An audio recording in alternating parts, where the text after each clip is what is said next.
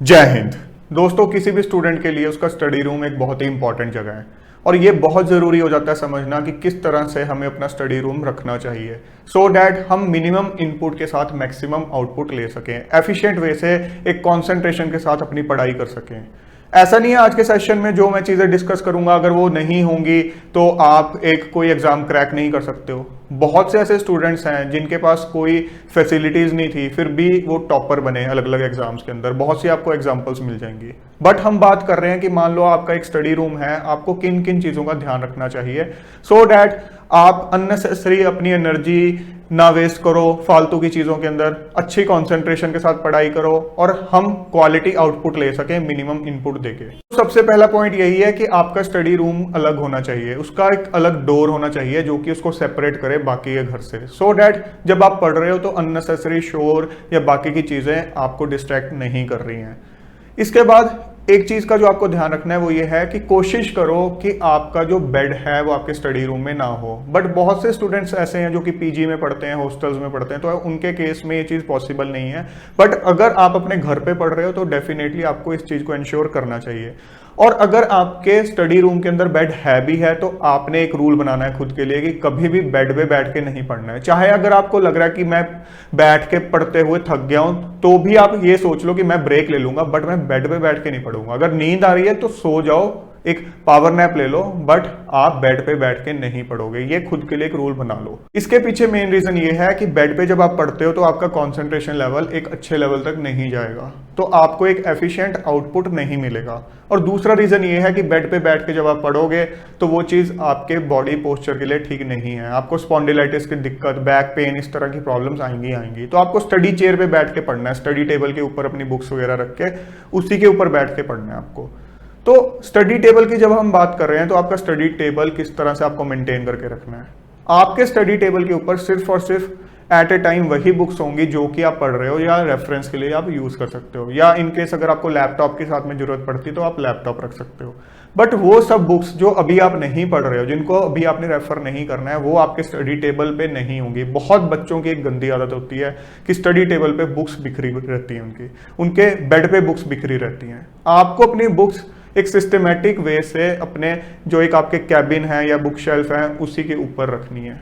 आपको इस चीज का ध्यान रखना है कि स्टडी रूम जो है वो एक तरह से आज की डेट में आपकी वर्क प्लेस है, और जब तक आप अपनी वर्क प्लेस को अच्छे से मेंटेन, नीट और क्लीन करके नहीं रखोगे तब तक आपका मन नहीं लगेगा, आप डिस्ट्रैक्टेड फील करोगे। और इस तरह से जब बुक्स बिखरी रहती है ना तो आपका जो कंसंट्रेशन है वो उस लेवल का नहीं बनता, आप कहीं ना कहीं डिस्ट्रैक्टेड रहते हो और आपको कहीं ना कहीं अंदर से एक पॉजिटिविटी वाली फीलिंग नहीं आती है। तो हमने अपने स्टडी रूम का जो ऑरा है वो बिल्कुल पॉजिटिव रखना है। उसके लिए ये चीज़ बहुत ज़रूरी है कि आपका जो पूरा का पूरा रूम है वो नीट और क्लीन हो और उसके अंदर हर चीज़ अपनी चीज़ पे सही से लगी हुई हो। जब आप सुबह उठते भी हो, अगर आपका बेड भी आपके स्टडी रूम में है तो उसको अच्छे से पूरा सेट करके रखो। ये नहीं है कि पिल्लो कहीं पड़ा है, आपकी बेडशीट कहीं पड़ी है, उसको अच्छे से मेंटेन करके रखो। आपके पूरे स्टडी रूम की जो लुक है एक बहुत अच्छी आनी चाहिए। इन चीज़ों के अलावा जो एक चीज़ आपके स्टडी टेबल पे होगी वो है आपकी वाटर बॉटल, जिसको आप पीरियोडिकली भरते भी रहोगे।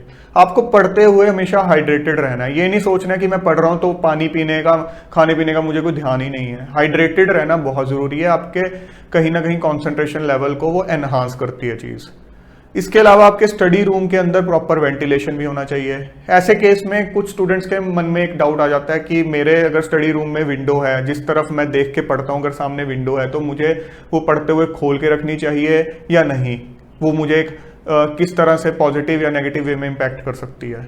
तो आपको इस चीज़ का ध्यान रखना होता है कि विंडो के बाहर अगर आपको एक ग्रीनरी दिख रही है, एक काम सा एटमॉस्फेयर दिखता है, आपको एक साइलेंस सी फील होती है, तो उस केस में आप खोल के रख सकते हो। बट अगर आपके विंडो से जो आपको बाहर एक सीन दिख रहा है वो है ट्रैफिक है, शोर शराबा दिख रहा है, ऐसे केस में वो चीज़ कहीं ना कहीं आपके कंसंट्रेशन में हर्डल क्रिएट करेगी, आपको कहीं ना कहीं डिस्ट्रैक्ट करके रखेगी, क्योंकि जो आप सामने देख रहे हो वही चीज़ आपके अंदर माइंड के अंदर भी चलती है। तो पढ़ते हुए बीच में अगर आप कुछ सोचते हुए सामने एक शांत सा एटमॉस्फेयर देख रहे हो, नेचर को देख रहे हो, तो वो चीज़ कहीं ना कहीं आपको रिलैक्स करती है, आपके थॉट प्रोसेस में आपको हेल्प करती है। बट यही अगर आप हॉच पॉच सी चीज़ें देखोगे, शोर शराबा देखोगे, ट्रैफिक देखोगे, तो कहीं ना कहीं वो चीज़ आपको नेगेटिवली इम्पैक्ट करेगी। तो वो आपको देखना है। और अगर आप चाहते हो कि हाँ मेरे को बिल्कुल और अभी अपने चीजों पे ही फोकस करना है, तो आप कर्टन्स भी करके रख सकते हो। Apart from this, mobile phone को लेके जैसे कि मैं पहले भी बताता हूँ कि पढ़ते हुए आपके स्टडी रूम में नहीं रहेगा। अगर आप किसी पीजी या हॉस्टल में पढ़ते हो तो ऐसे केस में अपना मोबाइल किसी बैग में डाल के रख दो जब आप अपनी कोर स्टडी कर रहे हो। मोबाइल फोन से अगर आपने कोई डाउट क्लियर करना है, यूट्यूब पे कोई कंटेंट सर्च करना है या कुछ और चीजें रेफर करनी है गूगल पे, तो आप अपना एक अलग टाइम स्लॉट रखो, उसको अपनी कोर स्टडी के साथ मिक्स ना करो, अदरवाइज डिस्ट्रैक्टेड रहोगे ही रहोगे। इस चीज का भी आपको ध्यान रखना है। जब कोर स्टडी चल रही है तो टेबल पे आपके मोबाइल फोन नहीं रहेगा। मोबाइल फोन उस टाइम साइलेंट पे किसी कोने में या कहीं छुपा के आप रख दो। इसके अलावा कुछ स्टूडेंट्स को आदत होती है कि अपने स्टडी रूम के वॉल्स के ऊपर मोटिवेशनल कोट्स के पोस्टर लगा लेंगे, या किसी को अगर अपना आइडल मानते हैं, किसी को इंस्पिरेशन मानते हैं, तो उसकी फोटो या उसका पोस्टर लगा लेंगे। तो ऐसा आप कर सकते हो। मैंने अपने केस में ऐसा नहीं किया था, बट कुछ लोगों को अगर इससे मोटिवेशन मिलता है तो आप कर सकते हो। बेसिकली आपको ये देखना है कि आपके स्टडी रूम का जो ऑरा है वो पॉजिटिव होना चाहिए, उसका जो पूरा एक एटमॉस्फेयर है वो पॉजिटिव होना चाहिए, नेगेटिविटी बिल्कुल भी नहीं होनी चाहिए। सो आप उस चीज को देखो कि किस तरह से उसको इंश्योर कर सकते हो। इसके अलावा कई बार स्टूडेंट्स को ऐसा भी लग सकता है कि मैं एक ही जगह पढ़ पढ़ के बोर हो गया, मुझे थोड़े चेंज्ड एटमॉस्फेयर में पढ़ना है, तो आप कई बार लाइब्रेरी जाके भी पढ़ सकते हो, वहां तो वैसे ही बहुत शांति होती है। इसके अलावा कई बार आप पब्लिक पार्क में जाके भी पढ़ सकते हो। आजकल पोर्टेबल स्टडी टेबल्स आते हैं तो उनको आप यूज कर सकते हो, वो आपकी प्रेफरेंस है। मैंने नहीं यूज की थी कभी लाइब्रेरी या पब्लिक पार्क जैसी जगह, बट आप देख सकते हो कि अगर आपको ऐसा फील होता है। बट ये बहुत जरूरी है कि आप अपने स्टडी रूम को अच्छे से मेंटेन करो। दोस्तों हमेशा याद रखो, आपकी पढ़ाई एक तपस्या की तरह है। बड़े बड़े ऋषि मुनियों ने भी जब तप किया है तो एकांत में जाके, एक पॉजिटिव ऑरे से भरी हुई जगह पे जाके ही तप किया है। उसी तरह आपने भी अपनी तपस्या एक एकांत में, एक साइलेंस एटमॉस्फेयर में, सिस्टमेटिक वे से और पॉजिटिव ऑरे से भरी हुई जगह में ही करना है। जय हिंद।